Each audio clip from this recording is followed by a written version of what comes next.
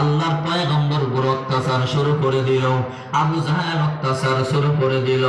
নবুয়তের 10ম বছর মক্কার লোকেরা যখন আল্লাহর পয়গম্বরের হত্যার জন্য আসতো, মারবার জন্য আসতো, দুইজন ছিল পয়গম্বর আপন, একজন আপন চাচা আবু তালেব দাঁড়াইয়া যাইত, আর একজন ছিল স্ত্রী হযরত খাদিজাতুল কুবরা রাদিয়াল্লাহু তাআলা আনহা দাঁড়াইয়া যাইত।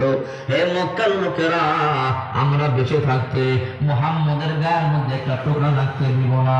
কিন্তু দুঃখের বিষয়, 1 বছরেই মা খাদিজার ইন্তেকাল হয়ে গেল।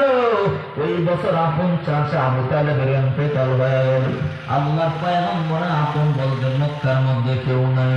আবু জাহেল এইবার পরামর্শ করলো, আমরা যখন আগে মুহাম্মদকে মারবার জন্য যাইতাম, খাদিজাতুল কুবরা দাঁড়াইয়া যাইত, তখন আবু তালেব দাঁড়াইয়া যাইত, এখন আবু